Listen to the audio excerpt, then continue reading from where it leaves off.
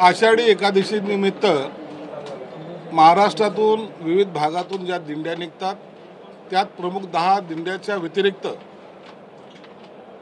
सगळ्या भागातून छोट्या छोट्या दिंड्या येत असतात आणि त्यावेळेला मागच्या वेळेला 2024ला तत्कालीन मुख्यमंत्री माननीय एकनाथ शिंदे साहेबांनी प्रत्येक दिंडीला त्या वारकऱ्यामध्ये अनेक वयोवृद्ध असतात, महिला असतात, त्यांना सहकार्याची भावना म्हणून शासनातर्फे 20,000 रुपये प्रत्येक दिंडीला देण्याचं जाहीर केलं, तसे देण्यात आले होते।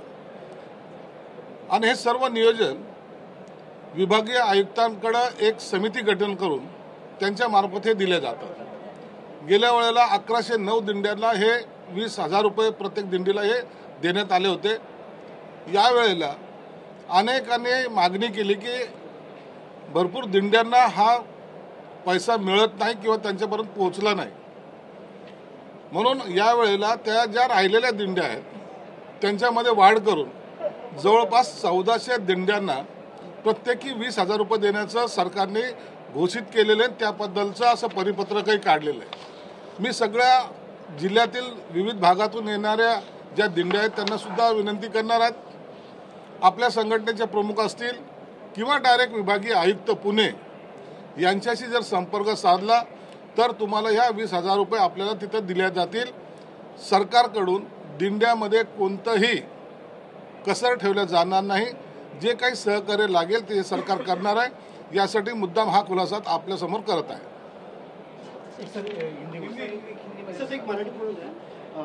आज मुख्यमंत्र्यांची आपल्या पक्षाचे नेते भेट घेणार आहेत का? कारण मंत्र्यांच्या पीएसच्या नियुक्तीबाबत निर्णय होत नाहीये, उशीर होतोय, कामामध्ये अडचणी येते। काही विभागाच्या पीएसची नेमणूक झाली नाही अशा ज्या तक्रारी प्राप्त झाल्या त्याबद्दलचं एकनाथ शिंदे साहेबांच्या कानावरही मंत्री महोदयांनी टाकलेले आहेत आणि एकनाथ शिंदे साहेबांनी सरळ सांगितलं की मी स्वतः मुख्यमंत्री साहेबांना भेटून मी आणि अजितदादा आम्ही भेटून यावर सविस्तर चर्चा करू आणि तातडीने पीएस देण्याचं त्यांनी कबूल केलेलं आहे। अनेक प्रश्न असा आलाय की आता थोड्या वेळापूर्वी शरद पवार साहेबांनी एक वक्तव्य केलेलं आहे की सगळ्यांसोबत सगळ्यांसोबत राहा, भाजप सोडून सगळ्यांसोबत राहा, काही हरकत नाही। शरद पवार साहेबांनी जर असं वक्तव्य केलं असेल त्याची मला कल्पना नाही, परंतु भाजप सोडून इतरांबरोबर राहा याचा अर्थ आपण समजू शकतात। शरद पवार साहेब कधीही सरळ मार्गी चाललेले राजकारणी नाहीत, म्हणून त्याचा उलट अर्थ सुद्धा निघू शकतो। आषाढ़ी एकादशी के निमित्त महाराष्ट्र में जो बहुत सारे वारकरी संप्रदाय के लोग अब दिंडी के माध्यम से चलते रहते हैं, कई किलोमीटर वो चलते रहते हैं, उनका देखभाल के लिए, उनके मेडिकल के लिए तत्कालीन मुख्यमंत्री एकनाथ शिंदे साहब ने 20,000 रुपये हर दिंडी को देने की कोशिश की थी।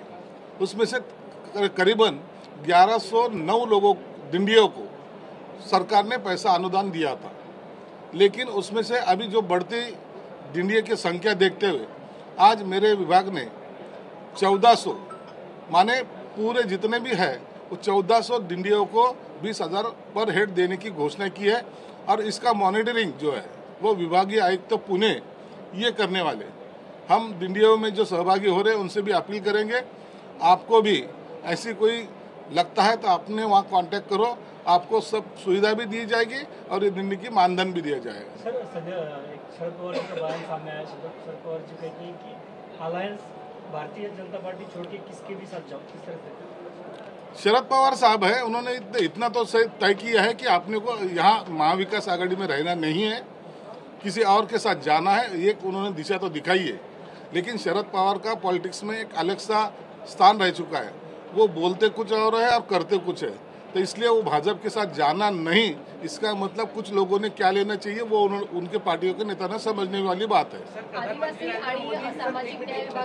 नरेंद्र मोदी जो है कनाडा के दौरे पर है और वहां जाकर संजय राउत ये कहते हैं कि उन्हें इनवाइट नहीं किया गया था, तभी भी वो चले गए। कनाडा के जो कैबिनेट मिनिस्टर है उनकी इंसल्ट करते हैं, लेकिन नहीं हो गए। क्या वहां जाकर वो यूएस के प्रेसिडेंट से पूछने वाले हैं कि सीज फायर हुआ है कि नहीं, क्यों किसने रोका था इंडिया और पाकिस्तान के बीच में, क्या है पूछने वाले ऐसे सवाल उपस्थित किए संजय राउत। संजय राउत सर के आदमी के बारे में कही ऐसे बातें करना बहुत उचित नहीं लगता। एखाद्या देश का पंतप्रधान जब दूसरे देश में जाता है तो विदाउट इन्विटेशन, विदाउट प्रोग्राम का नहीं जाता। ये प्रोग्राम एक दिन में नहीं बनता। इसको कुछ दिन पहले इनका प्रोग्राम जब सब जाता है और देश भर में वो वितरित होता है। इसलिए संजय राउत को ये पॉलिटिक्स में जो प्रशासन की बाजू होती है उसका कोई आता पता नहीं है, और ये बेवकूफ़ जैसी बातें करके अपने ही पंतप्रधान का वो इंसल्ट कर रहे हैं। ये देश देख रहा है, देश जरूर उनको जवाब देगा। सर, यूपीटी के नेता वसंत मोरे का एक बयान सामने आया है कि भरत सेठ गोगावले अघोरी पूजा कर रहे हैं गार्डन मिनिस्टर के लिए। पूजा होती है, अघोरी पूजा, ये हमें नहीं पता। ये ऐसी 11 ब्राह्मणों को लेके उन्होंने जो पूजा की है तो सर सबके सामने की है, उसमें क्या बड़ी बात है, क्या दिक्कत है? उनको भी लगता है संजय राउत का कुछ तरी चाय का असर उनके ऊपर भी हो चुका है।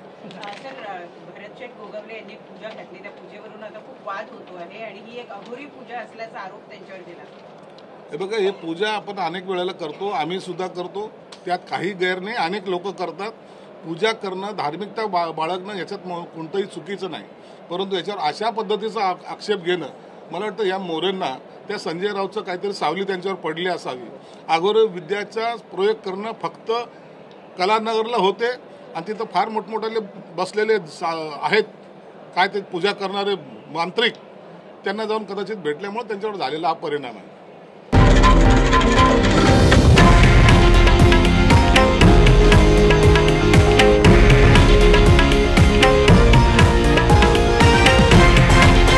हे आहे देशातील नंबर 1 न्यूज नेटवर्क आणि आपण पाहत आहात TV9 मराठी, एकमेव।